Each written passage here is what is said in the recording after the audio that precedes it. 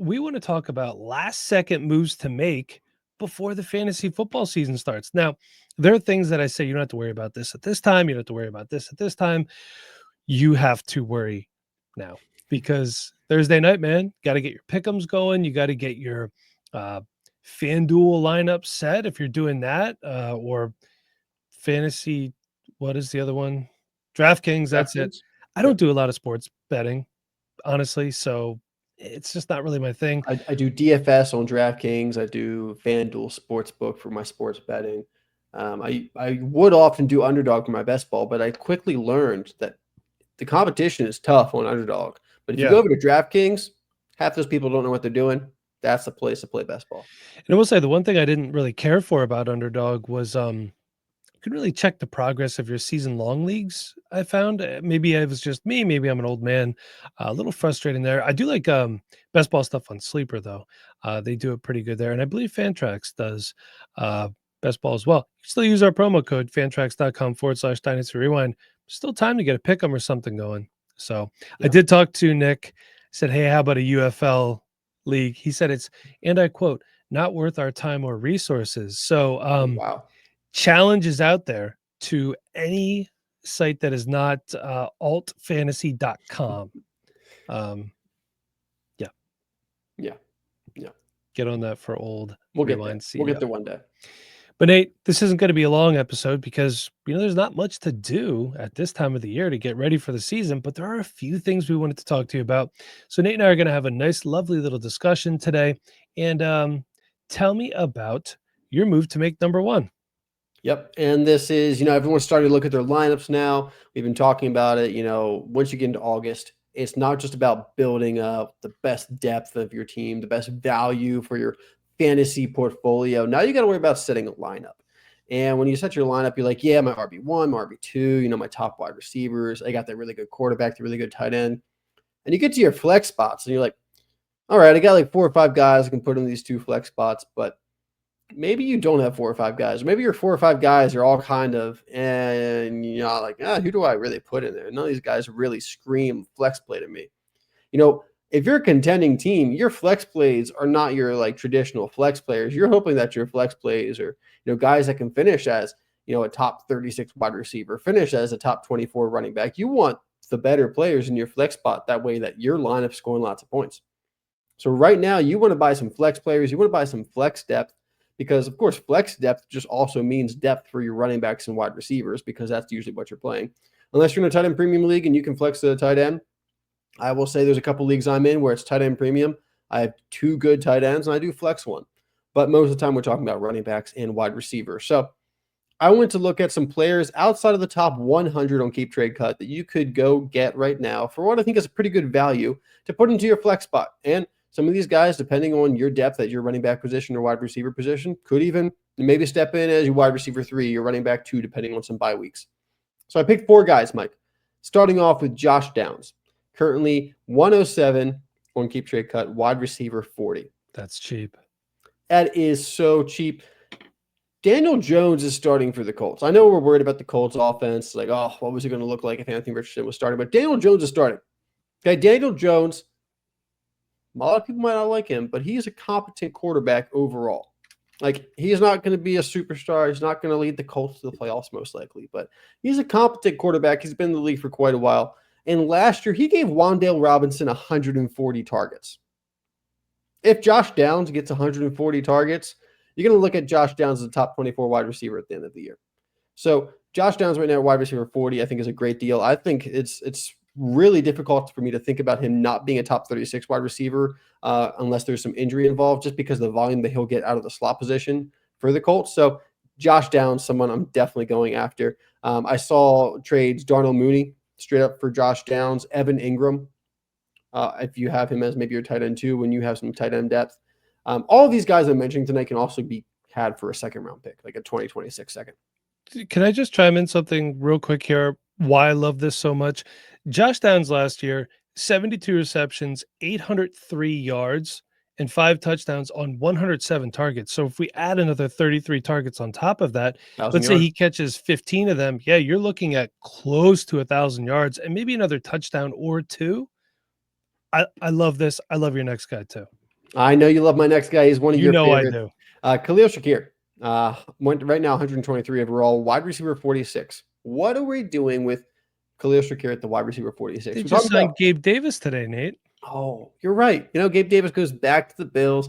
He'll have his like 2 games where he catches like 3 touchdowns and 120 yards or whatever. But outside of that, Khalil Shakir, another slot receiver. I like to chase volume in fantasy football. Slot receivers often have that volume at the wide receiver position. This is the wide receiver 1 for Josh Allen. You're going to make me say it, the reigning MVP. I might have my own personal feelings about Josh Allen and that MVP, but I can't deny that Josh Allen is one of the best quarterbacks in the NFL right now. And you're looking at Khalil Shakir, who had 6 receptions in every single postseason game with the Bills this past year. And he is the wide receiver 1 for Josh Allen and the Bills moving into this year.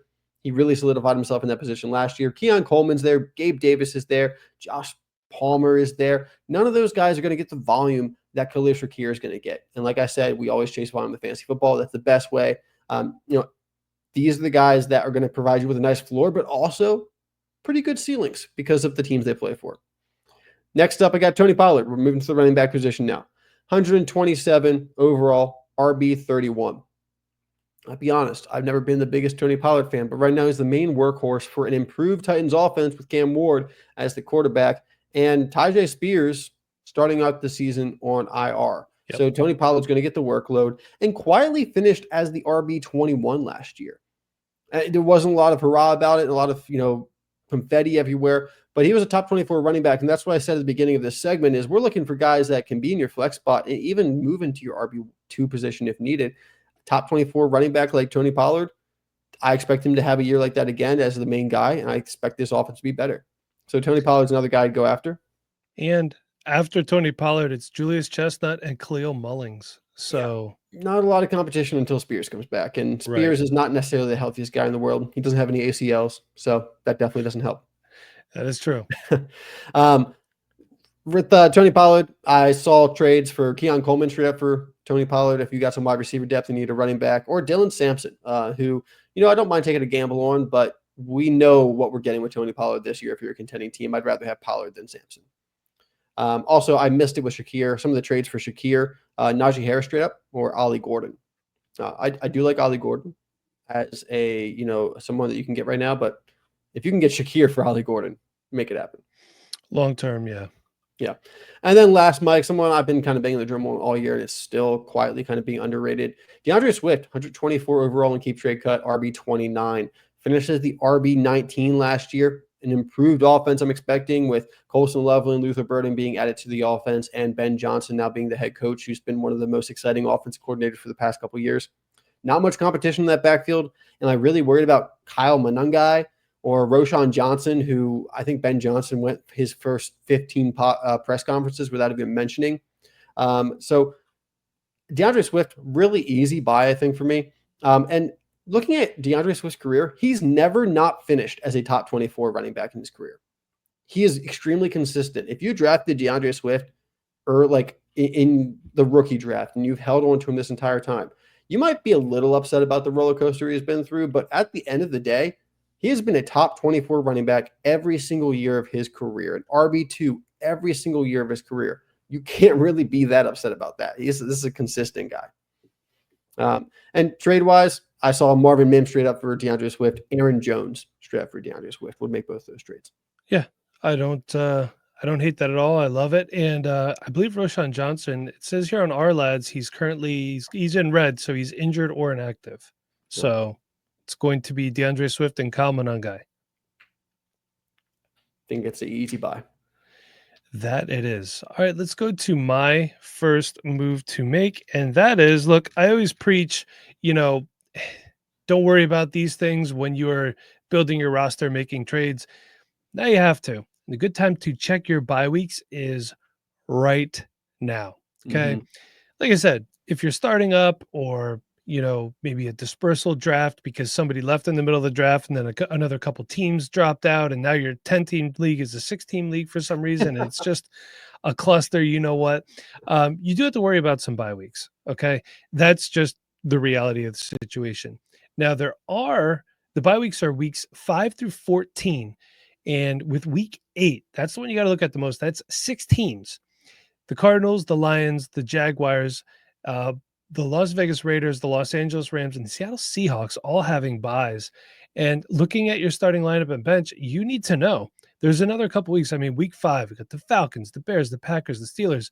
Weeks 6 and 7, it's only 2 teams each, the Texans and Vikings in 6, the Ravens and Bills in week 7. So both of your quote unquote MVPs are not going to be playing in week 7. And then, like I said, week 8's the big one. Week 9, pretty big one too. The Browns, the Jets, the Eagles, and the Bucks.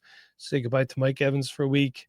And then, here and there, we got some good stuff sprinkled in. And look, week 14, you're pushing for a championship. So if you got Chuba Hubbard, Rhamondre Stevenson, Malik Neighbors, Christian McCaffrey, or Ricky Pearsall, that's a week 14 bye. You got to figure something out now. Granted, depending on where these bye weeks are, you could put some feelers out. And it's always important to play the waiver wire too, because you got to know when things are going to be happening. So look for any gaps in your lineups, look for holes where there could be holes, because the fact of the matter is, they say play the waiver wire. The waiver wire is not always your friend in a dynasty league necessarily. So Nate, before we move on, do you have anything you'd like to add to that? Yeah, bye weeks are important. We don't really think about them at all in the offseason. We're just talking, like I said earlier, building out like a fantasy portfolio with your team. You're trying to get like the best values, and you get into the season. And like you said, like now is the time to look at buys. I'm thinking to myself, okay, well, buys were like announced earlier in the offseason. Maybe you should look at it before. But you're right. No one's really looking at buys until buys start. Yeah. You think about it like when you're doing like best ball drafts, because you're trying to make sure you don't have like a week where you don't have only 2 wide receivers playing. But yeah, a lot of us don't look at buys in Dynasty until we get 3 or 4 weeks into the season. So, now's the time. Maybe you go grab one of those flex players I mentioned because they have a chance to fill in for a buy for one of the players you're really relying on. And don't forget, the most expensive time to buy a player is when you absolutely need him. That's for sure. All right, Nate. So we are back. What is your next move to make? All right, my next move to make, it's a move to make right now. It's a move to make sometimes in the offseason. It is buying the injury discounted players. And during the offseason, you buy the injury players that maybe didn't play at the end of the year, or maybe had a long-term injury. But right now, it's a little bit different. You're buying the players that look like they're not going to start week 1. And because we're now all worried about setting lineups and scoring points, if this player isn't playing week 1, they're not really helping me. And some people are going to devalue the player for that, especially if they're starting maybe on the PUP or IR and have to wait until week 5 or week 7 to even get back on the field. I went ahead and found 4 players. Funny enough, 2 of them play for the 49ers. That's a team that for some reason is always injured. 4 players that I want to, talk about that have this injury discount right now. And I think when they get back on the field are going to score more points than their current value. And that is Chris Godwin. Chris Godwin sounds like, he's not going to start on IR. So he could come back, week 2, week 3, maybe even week 1. I don't think he's going to be 100% to start the season, but he's going to ramp up. He's going to be better. This is a guy that, before he got injured last year was one of the best wide receivers in the league. And we talked about how Baker Mayfield has been really, really good over the last 2 years. Ibuka is there, and that has been a part of the reason that now Godwin's a discount. Everyone's just expecting Ibuka to kind of take over that role, but they just signed Godwin to a long-term extension the offseason before last. They still have a lot of plans for him to be a main part of that offense. So as soon as he's healthy and back on the field, it's not like Ibuka is just going to take away all of Godwin's ability and talents and opportunities. It's like Roma Dunze last year behind DJ Moore and Keenan Allen, like a 32-year-old Keenan Allen. These veterans, once the season starts, that's they're going to get there. So, the rookies, they'll show out. There'll be flashes, but they're not as consistent usually as the veterans. And I think once Chris Godwin's back on the field, we're going to see that. I did see trades. Travis Etienne straight up for Chris Godwin. I saw Romeo Doubs straight up for Chris Godwin. I think people are worried about the Jaden Reed injury. He's got a Jones fracture. He's going to play through, so Romeo Doubs' value goes up a little bit. I would love to move either one of those for Chris Godwin. And I will say, I just checked this article. This is courtesy of CBS Sports. It says here that Godwin, the Buccaneers are planning on him returning to practice in week 2, barring any setbacks. That was 5 days ago that this was, but it's the most recent article that I've seen. So do with that what you will. If you can get him at this discount now, I will take it. Yeah, when we first thought he might miss the first 6 weeks of the season or something like that, 4 6 weeks, yeah, and his value should have decreased a little bit. But if he's going to be back, week 2, week 3, practicing maybe week 2, maybe he gets back on the field week 3, week 4, by week 6, he's going to be running around pretty well, I would expect. Next up, I got Brandon Aiyuk. Brandon Aiyuk will be starting the season on the IR, so he will not be available until after week 6. But Brandon Aiyuk is on a team right now that really needs wide receivers. And he's a guy that's long-term extended there. He's a guy that's, when he's on the field, he is the wide receiver one. He's better than every other single wide receiver they have there outside of George Kittle, who plays tight end. So Brandon Aiyuk is someone who I think just is kind of undervalued because he got injured and he's still going to be injured to start the season. It's a little bit different than Chris Godwin. We have to wait a little bit longer to see Brandon Aiyuk hit the field. But I think once he does, Aiyuk maybe doesn't have the immediate impact, but I think they're kind of playing it safe so that he can come back a little bit stronger rather than having that ramp up through the entire season. He was moving pretty well in some of the videos I've seen. I kind of expected them to maybe be around, for their first couple of weeks, but they want to take their time. They want to make sure that when he gets back on the field that he is healthy. And I think, with the opportunities that he's going to have with just the target rate that I expect him to have, I expect him to walk back in and have a 25% target rate or something like that as the wide receiver one. So Brandon Aiyuk right now going for Deebo Samuel, who you probably could flip for Brandon Aiyuk plus, especially after week 1 or week 2, because I think Terry McLaurin's going to be a little bit of a slow start from not really playing in training camp at all. Or Trey Benson, who I do like Trey Benson, but if I can get Brandon Aiyuk, I do think that's the better play, both short-term and long-term. I agree. Next up, I got Jauan Jennings, also playing for the 49ers. Got this calf injury, all off season. Bad. We don't like calf injuries. That's what happened to CMC and the Achilles and Didn't Tyrese he request? Halliburton. And He requested a trade too, did he he not? did. He didn't. I guess he would request a trade. He wants a new contract. A little bit of a contract-itis, I think, is really what this calf strain is. I think he had like a calf strain like 3 months ago, and then he was like, "Wait, I don't have a new contract. My calf really hurts now. It's much worse than it was before." And you know what, Mike? Turns out he was practicing the other day. Yeah. So I don't think this calf injury is really anything to worry about, but he's still listed as questionable. If you're drafting, he's listed as questionable on sleeper. People are worried about the calf injury, especially because he's a 49er, and we've seen the calf injury be pretty big over there. So I think Jauan Jennings is someone to not really worry about at all for the injury, but he still has the injury discount. This is kind of a nice one right here. I saw trades J.K. Dobbins, Brian Robinson for Jauan Jennings. And then the last player I have here is Isaiah Likely. Got hurt, had an ankle injury in training camp. Thought was maybe he starts the season on the PUP. Well, the Ravens did not put him on the PUP. He started the season on the active roster, which means he might be available week 1. If not week 1, it seems all likelihood he'll definitely be available week 2. Isaiah Likely, they love him in Baltimore. I'll tell you what, I'm still a huge Mark Andrews guy, but I cannot stop and not hear the drumbeat of Isaiah Likely. He's going to be involved in this offense. He had a really big start to the season last year, and then Mark Andrews kind of took back over. I think he'll continue to be a part of this offense. Maybe not the tight end one, but still going to be a top 3 wide receiver. Top 3 receiver for the Ravens. Certainly top 4 if Bateman continues to have a really good year. But I think Likely is going to play a big part of this offense, and he's available right now for Jalen Milroe, Isaac Tesla. Just go get Isaiah Likely. He's cheap. Like if he was more expensive, I maybe wouldn't be as big on Isaiah Likely because he is the tight end 2 behind Mark Andrews. But right now he's cheap because of the injury discount, and I'm all about it. Yeah, I agree. I like that. So my next move to make is just kind of reminding you that one dynasty player's trash is another man's treasure. And that's why I'm telling you to buy what some people are considering to be undesirable pieces that can equal depth for you. And like I've been telling you time and time again, the NFL dictates to you how you should set your fantasy lineups and not the other way around. Okay. We've seen it time and time again. Veterans lose value after the NFL draft. They shouldn't. I mean, some do get straight up replaced, and that's understandable. But this is no fault of their own.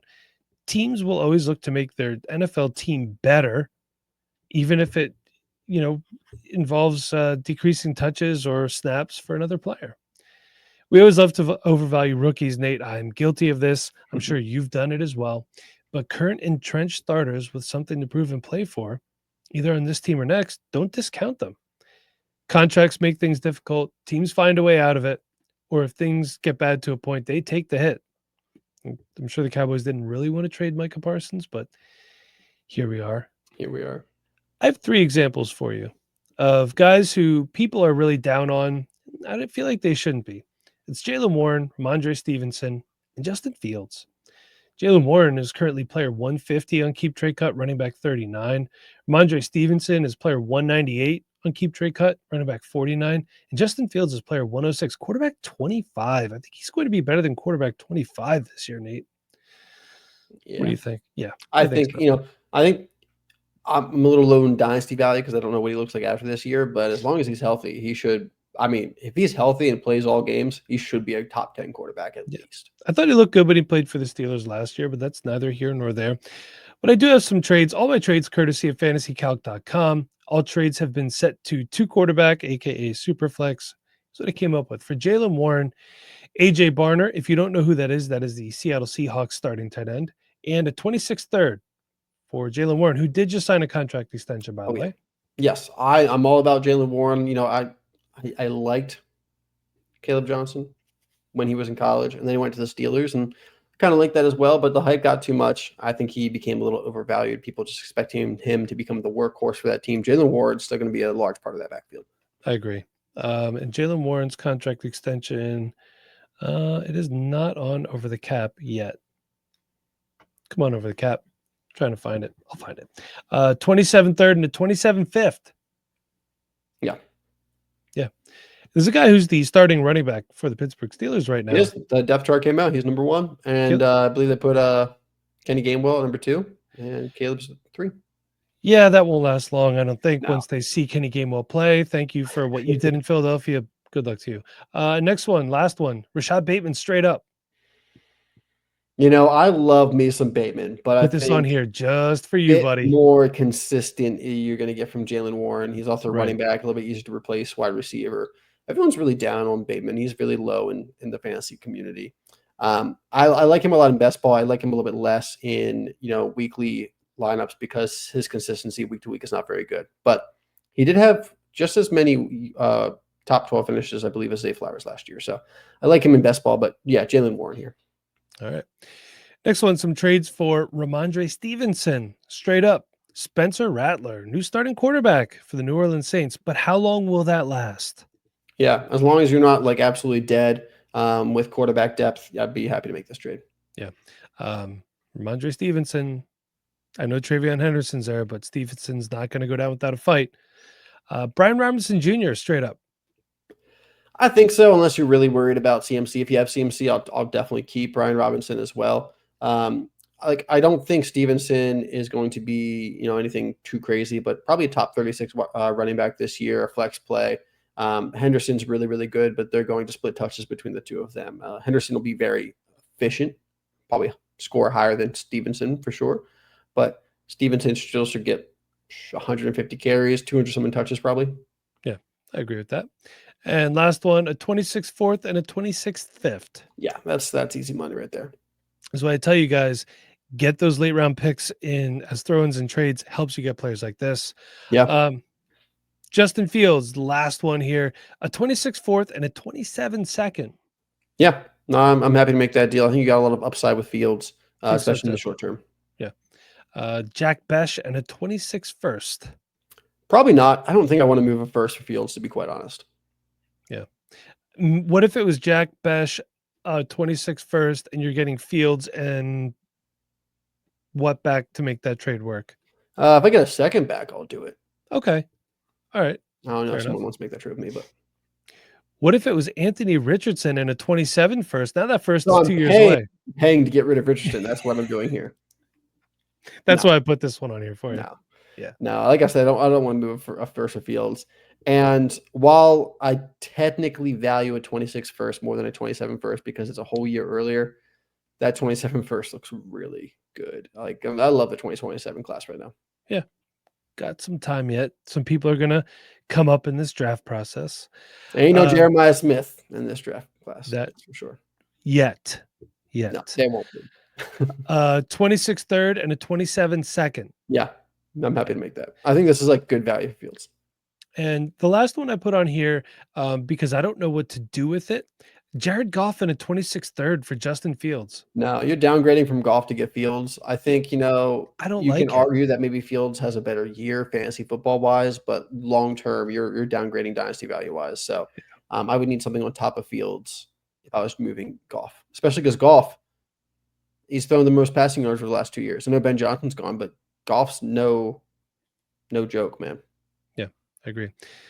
Need our last move to make. Sounds pretty easy, but is it? How are we going to go about filling all the holes in our lineup? Because that's what we have to do now.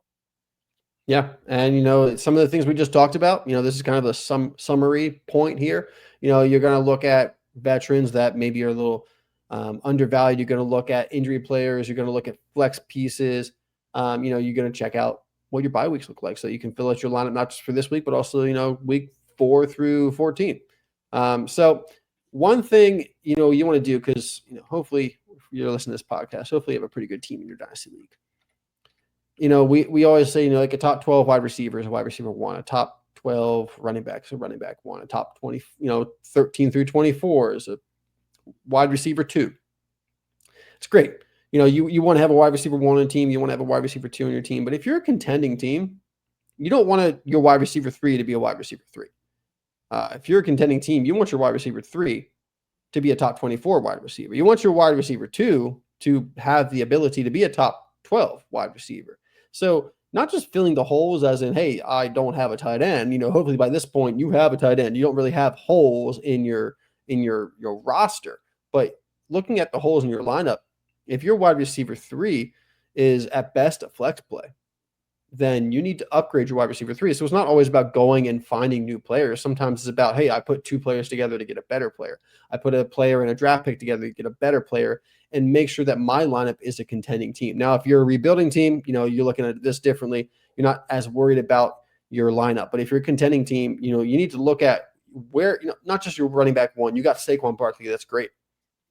But, if Rhamondre Stevenson's your RB2, you need a better RB2. Yeah. So, that's what you need to look at, not just, who do I have at the top of my, positions, each position, but, where's my lineup a little bit weak? Where do I need to improve my lineup? Because I want to make sure if I'm a contending team that I'm contending across every single position in my lineup, because it sure sucks when you lose a matchup by a point or 2, and that's what makes the difference. It's one of those things too. This is the point in the year where you have to zig when everybody else zags. Everyone's talking about Ja'Cory Krosky-Merritt. How can I get Austin Eckler? Everyone's talking about Travion Henderson. How can I get Rhamondre Stevenson? Everyone loves Caleb Johnson. How can I get Jaylen Warren? Right? Everyone's talking about the Dallas Cowboys backfield and what could it be? See if you can get Jadon Blue, because I think by the end of the year, he could be the guy in Dallas. Or just avoid it. Go get Tank Bigsby. Yeah, that is true as well. But still, sometimes Tank Bigsby might not be available. I do like where your head's at, though. But, for wide receivers, who's injured, who could come up, Alec Aoman or Elic Aoman, or however you say it. Yep. He's the slot wide receiver, the third wide receiver for the Tennessee Titans right now, which means he gets to start his career growing with Cam Ward. These guys came in together at rookies. They've been building a rapport all offseason. So who are the guys that people aren't talking about that can help you fill holes? And you don't need to fill holes just for this year. You need to do it for year after year after year after year. So if you can make your team better this year, but it also helps benefit year in and year out, you have to go do that. But just because you have a hole doesn't mean you should overpay to fill it. Please don't take that out of context. Yeah, Dante Thornton, another guy that's been listed as a starter. Yeah, out in Los Angeles or Las Vegas. Sorry, Las Vegas. Yeah, and who is the other guy like out there? Trey Tucker is also a starter. No one's talking about Trey Tucker out in Las Vegas. You got Jacoby Myers, who requested a trade at one point in time. I don't know what's going on with that. I think he just wants a contract. I think it's whenever you request, like in the modern NFL, if you want a new contract, you just request a trade. It's like the formal, hey, I want a new contract. Yeah, I want to raise at work, so maybe I should request a trade on go. Twitter. But everyone's talking about Donta Thornton now. I'm hearing that. Everyone's talking about Jack Best, Jacoby Myers, Amari Cooper's back there. Thought he was retired. I don't know. No one's talking about Trey Tucker. Can you get Trey Tucker? Try that. Probably for like a fourth, honestly. Yeah. And another guy to get to, go get Raheem Mostert cheap. I picked him up late in some best ball drafts. You never know. Not just saying an injury away, but, it's a rookie. So, as good as Ashton Genty is, Raheem Mostert is famous for taking goal line touches. Yeah. And I think Ashton Genty is going to be an offseason buy because if he doesn't come out and run for 2,000 yards, like Marvin Harrison last year only had Yeah. whatever, and people are like, oh, he didn't have a good season. He had like 900 yards, almost 900 yards. Chill, No, relax. I So agree, Mike.